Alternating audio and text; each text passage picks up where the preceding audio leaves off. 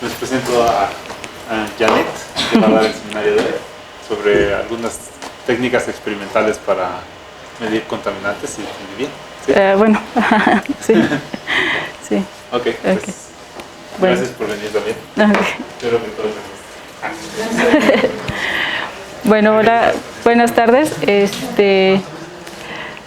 Yo actualmente estoy haciendo una estancia postdoctoral en el laboratorio de colisiones de la Facultad de Ciencias. El motivo de la plática es más bien para dar una idea general de lo que se está haciendo en el acelerador lineal, que se encuentra en el taller de colisiones, y trabajos previos que se han realizado, que ya han sido publicados, trabajos que se han realizado, que se están realizando, o bueno, mi trabajo en el que yo me estoy enfocando, y los futuros proyectos que se tienen. Entonces, el título de la presentación es Fragmentación de gases contaminantes atmosféricos por protones a bajas energías. Entonces, la forma de detectar estos fragmentos en la colisión de contaminantes atmosféricos con protones es mediante las secciones transversales. Sabemos que estas colisiones ocurren de manera natural en la atmósfera terrestre y en otras atmósferas. Es por eso que los blancos que hemos seleccionado son gases que tienen efectos en la atmósfera, daños a la salud, como son el CO2, el metano y el trabajo que estoy realizando, que es el óxido nitroso. Estos gases, como bien saben, son gases de efecto invernadero, son gases que contribuyen al calentamiento global, y el N2O y el oxígeno, el nitrógeno y el oxígeno, también se han hecho trabajos en estos gases debido pues, a que la atmósfera está compuesta principalmente por estos gases. Entonces, la Facultad de Ciencias cuenta con un acelerador lineal. Aunque muchos no lo conocen, este proyecto se inició ya hace más de 10 años. Se empezó la construcción en el taller de colisiones en el edificio de Tlahuizcalpan.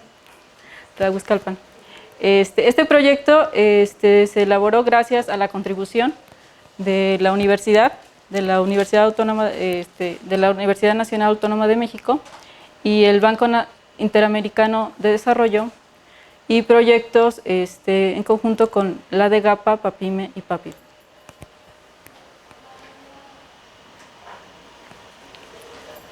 El acelerador lineal de la Facultad de Ciencias está a cargo de la doctora Beatriz Fuentes, que está aquí presente. Es profesora titular C, investigadora de la Facultad de Ciencias, y se ha llevado una colaboración con otros institutos como son la Universidad del Estado de Morelos y el Instituto de Ciencias Físicas. Gracias a la colaboración del doctor Faruk Bashir Yusif, profesor investigador del Centro de Investigaciones de la Universidad de Morelos, el doctor Juan López Patiño, investigador del Centro de Ciencias de la Universidad de Morelos, y el doctor Horacio Martínez Valencia, quien es investigador del Instituto de Ciencias Físicas de la UNAM, con sede en Cuernavaca. A diferencia de otros aceleradores que se encuentran en la universidad, dadas las colisiones tenemos dos tipos de fragmentos, unos fragmentos a los que llamamos fragmentos rápidos, que son provenientes del haz, y unos fragmentos lentos, que son provenientes del blanco. Entonces, a diferencia de otros aceleradores, nosotros nos enfocamos en estudiar, en detectar los fragmentos lentos, que son provenientes del blanco. Entonces, este es el acelerador lineal. Se compone básicamente de tres partes. Una que es el cañón, donde se va a generar el proyectil. Otra es la línea del acelerador, aquí va a pasar el haz. Y la cámara de reacción, donde van a suceder las colisiones. Aquí se tiene un diagrama general del acelerador. Entonces, en la primera parte del cañón se cuenta con una fuente. En esta fuente se va a hacer una descarga de arco con una mezcla de gases de argón y de hidrógeno. Se tiene un filamento de tungsteno y un ánodo, que es una plaquita de metal con un orificio en el centro, donde van a pasar los iones, y una vez que pasan los iones, estos son acelerados por unos lentes de Heinzel, que son unas placas electrostáticas con orificios concéntricos, en la cual en la primera y en la tercera se les aplica el voltaje de aceleración y en la segunda un voltaje de enfoque. Estos iones van a pasar, este haz va a pasar por un filtro de velocidades. En este filtro de velocidades vamos a separar las partículas y vamos a generar el haz de interés, que en nuestro caso son un haz de protones. Después este haz es deflectado por una placa de 10 grados. Esta placa son unas placas que deflectan el haz 10 grados debido a que vamos a separar o vamos a retirar las partículas neutras, que son los fotones, y estos van a simplemente a chocar con el acelerador para que no intervengan en nuestras mediciones. Se cuenta con dos colimadores, el primero y el segundo, que es casi pegado a la cámara de reacción. Estos colimadores tienen un diámetro de 2 milímetros. Justo en medio, en la línea del acelerador, se encuentra una bandera. Esta bandera es un electrodo, es una placa de aluminio en la cual se van a detectar los iones del haz y esto va a generar una corriente. Aquí también tenemos en la línea del acelerador una válvula. Esta válvula va a separar la parte del cañón y la parte de la cámara de reacción. Esto es cabe mencionar que todo este sistema tenemos que tener un sistema de vacío, de alto vacío, en el cual contamos con dos bombas mecánicas. Con estas bombas mecánicas llegamos a un vacío de 1000 litros y una vez que llegamos a ese vacío de 1000 litros se encienden unas bombas turbomoleculares. En las bombas turbomoleculares se llega a un vacío de microtors. En la cámara de reacción, que es justo en esta parte, tenemos donde suceden las colisiones. Aquí se tiene un sistema de tiempo de vuelo. En este sistema de tiempo de vuelo, como ya lo había mencionado, se generan dos fragmentos, unos fragmentos que son fragmentos rápidos y fragmentos lentos. Estos fragmentos rápidos van a ser detectados en una caja de Faraday y los fragmentos lentos en un Channeltron para generar después un espectro que se llama espectro de tiempo de vuelo. Entonces, ¿cómo vamos a seleccionar las partículas que van a formar el haz? Para eso contamos un filtro de velocidades. En este filtro de velocidades tenemos dos placas paralelas y dos electroimanes paralelos también. Las placas son paralelas horizontales, verticales, y los electroimanes son paralelos horizontales. Entonces se va a generar un campo eléctrico y un campo magnético, ambos ortogonales a la incidencia del haz. Entonces tenemos que, de acuerdo a la fuerza de Lorentz, las partículas que van a pasar en este filtro van a sentir la contribución de la fuerza eléctrica y la fuerza magnética. Entonces las partículas que van a pasar por este filtro son aquellas donde la fuerza sea nula. Entonces para esto la velocidad de la partícula tiene que ser igual a la razón entre la magnitud del campo eléctrico y el campo magnético. Además sabemos que las partículas están aceleradas por un voltaje de aceleración, entonces la energía cinética sería igual a la carga de la partícula por ese voltaje de aceleración. Con estas dos ecuaciones, estas dos relaciones, nosotros tenemos que la masa de las partículas la podemos determinar mediante el voltaje de aceleración, el campo eléctrico y el campo magnético. Estos parámetros, estos campos se van a dar de manera indirecta por unos parámetros que se van a manejar en el filtro de velocidades. Entonces, para nosotros seleccionar la partícula que va a formar nuestro haz, tenemos que definir estos parámetros. La forma en la que se selecciona o se realiza es, definimos un voltaje constante, el voltaje del filtro, y vamos a detectar en la bandera una corriente de iones. Esta corriente de iones va a estar en función de la corriente del imán. La corriente del imán se manda desde 0 hasta 3 amperes. Al graficar estos datos, tenemos una gráfica de carácter espectral. Como pueden observar, tenemos 6 picos. ¿Sí? Entonces, mediante la relación de la masa, la corriente del imán y el voltaje del filtro, vamos a determinar qué ion corresponde a cada pico.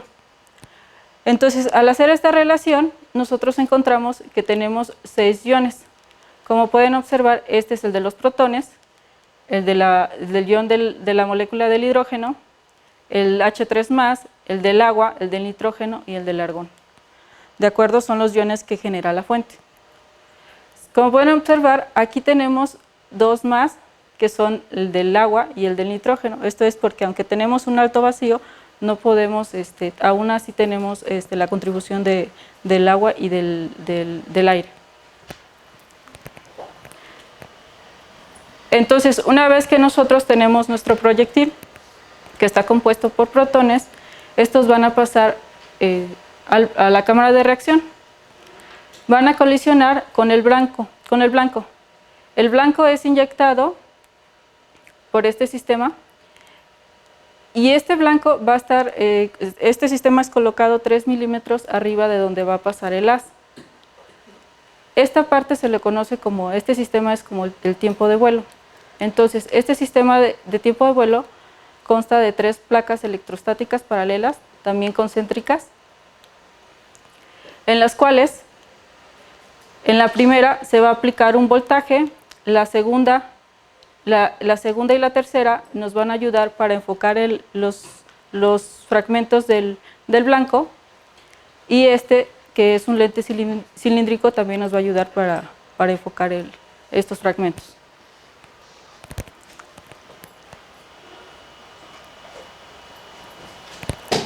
La técnica de tiempo de vuelo consiste en, como ya lo mencioné, se aplica un voltaje pulsado a los fragmentos, a la primera placa. Todos los fragmentos el voltaje se aplica para todos los fragmentos, y entonces cada uno de estos iones va a tener diferente aceleración dependiendo de su masa y su carga.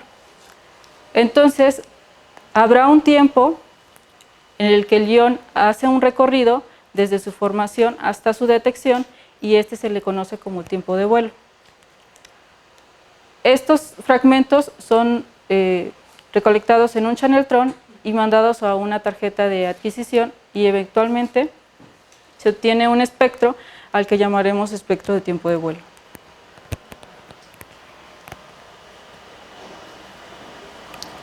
Entonces, los blancos de interés fueron el dióxido de carbono, el nitrógeno. Entonces, estas gráficas muestran a diferentes energías, a 5000 electronvolts y a 2000 electronvolts, los espectros obtenidos con cada blanco. Como se puede observar, se tiene que con el dióxido de carbono se obtuvieron 6 iones. El C+, el O+, se tuvieron un ion doble ionizado, el CO+, el del oxígeno, y el de la molécula, donde se ve que es mayor a todos los anteriores hasta por un orden de 10. Ahora bien, en el nitrógeno se tienen 2, como era de esperarse, se tienen 2 iones, el nitrógeno más y el de la molécula, el nitrógeno 2 más, que es mucho mayor al del ion del átomo.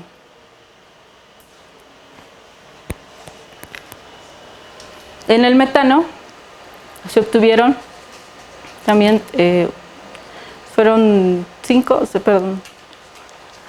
son 6 iones. Aquí la dificultad radica en que entre las masas de cada uno, pues entre la masa del CH4 y el C3, o sea, es una diferencia numa. Entonces, la definición del espectro es más difícil de obtener. Se puede observar también en el del nitrógeno. En este espectro se observan 11 especies de iones. Aquí se obtiene, se ve el H2+, el del agua y el del oxígeno. Como bien lo menciona, no se tiene, aunque se tiene un alto vacío, también se tiene la contribución de estos fragmentos.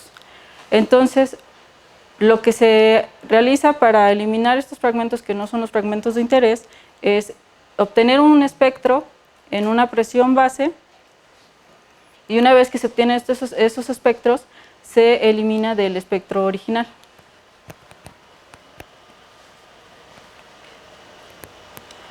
Bueno, ¿cómo se obtienen las secciones transversales?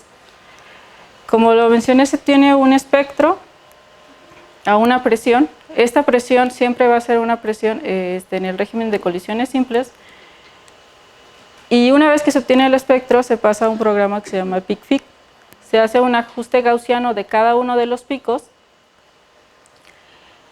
Se hace lo mismo para el fragmento, para el espectro que se obtiene a presión base que va a corresponder a los fragmentos contaminantes, y definimos una sección transversal relativa.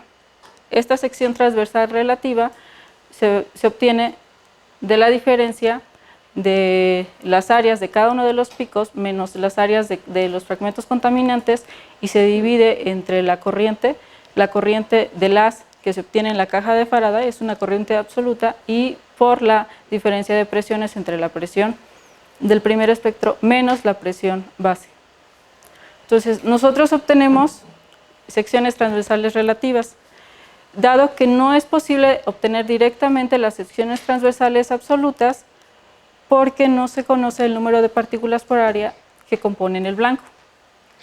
Entonces, para obtener las secciones transversales absolutas, lo que se realiza es una normalización con la ayuda de mediciones previas que ya se hayan reportado en la literatura. Entonces, esto siempre es válido siempre que se maneje en el régimen de colisiones simples, que es nuestro caso. Entonces, en estas gráficas son los datos obtenidos de las secciones transversales para el óxido nitroso.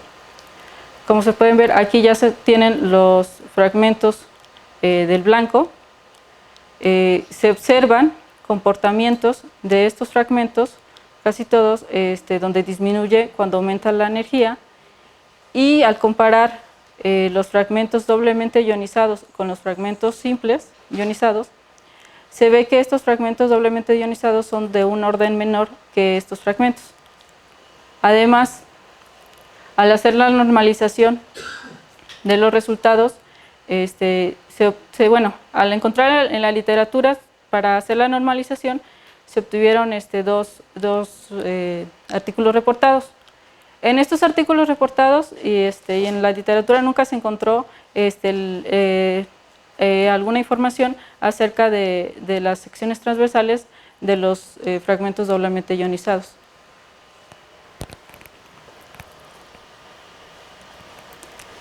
Entonces, para concluir, el trabajo consiste en encontrar las secciones transversales, tanto relativas o absolutas, en el régimen de colisiones simples, donde se tienen un haz de protones, y los blancos de interés son principalmente de gases atmosféricos. Las energías en donde se realiza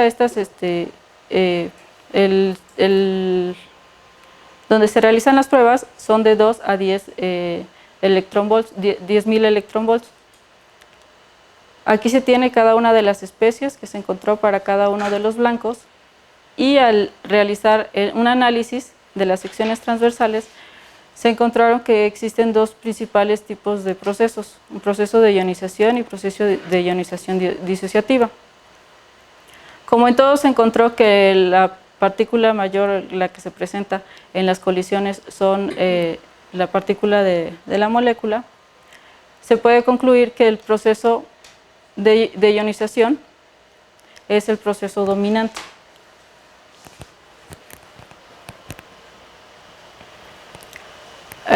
Para proyectos futuros, dado que tenemos, se va a realizar una fragmentación con blancos de vapores de agua y CCl4, esto con fines no solamente por el medio ambiente, sino también por la física, en la medicina. También se tiene una colaboración donde se realiza un bombardeo con unas placas. Son placas metálicas de diferentes metales, son de oro, de plata, de cobre, en los que a futuro se quiere ver qué comportamiento tienen, qué pasa cuando se colisionan unas de protones con la máxima energía en estas placas, y ver si esto se puede traducir en la producción de detectores de arsénico en el agua.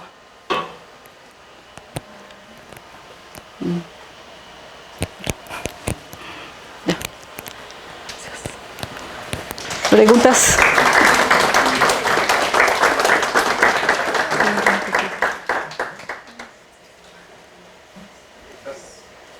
Preguntas.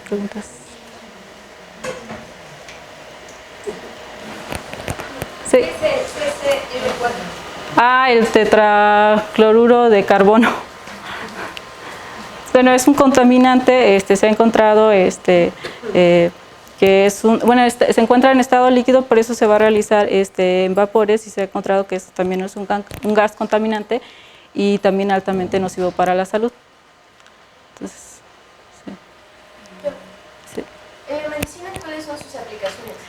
Por decir, en el del vapores del agua se han reportado, bueno, hay técnicas en donde se hacen tratamientos de protones con tumores. Bueno, y entonces como pues el cuerpo es constituido por agua, entonces de ahí radica la importancia de hacer estos tratamientos. Y otra más. Sí. Detectores de arsénico en el agua, al final. Sí. Pero no hay ya algo que detecte el arsénico en el agua. Sí, o sea, sí, eso sería más, no es que no se haya, o sea, sí los hay, pero sería digamos, una de las aplicaciones que se podría tener a futuro del acelerador en estas placas. Sí. ¿Sabes si cuando miden los grados en eso usan cosas similares para detectar los No sabría decirte. Sí. ¿Más preguntas? Sí. ¿Y es muy costoso hacer este procedimiento? Sí. Bueno, el acelerador, sí, digo, el acelerador sí es, o sea, se llevó 10 años, más de 10 años para la construcción, con la contribución de varios proyectos, y para que en los últimos recientes años, te diré, 2, 3 años atrás, ya se tengan resultados que ya han sido publicados. ¿Dónde está el acelerador? Está en el taller de colisiones del edificio. No, ajá. De Tlahuizcalpan. Sí, aquí en la Facultad de Ciencias.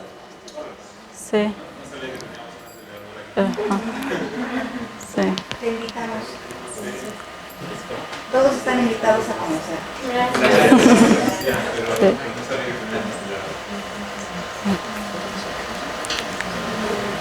¿A ti con qué gases te gustaría realizar las colisiones de los protones? Bueno, el del nitróxido, el óxido nitroso, es el que se está haciendo. Yo trabajé con él, pero en la parte de plasmas, por eso es como surgió un interés. También se tiene planeado el óxido nitroso del NO, también por su gran interés y porque interviene en la destrucción de la capa de ozono. Y bueno, y ahorita con los vapores, que este trabajo también es un trabajo más difícil porque realmente se tiene en estado líquido. Entonces, para llegar a realizar estas pruebas, pues sí es un poco más complicado realizar.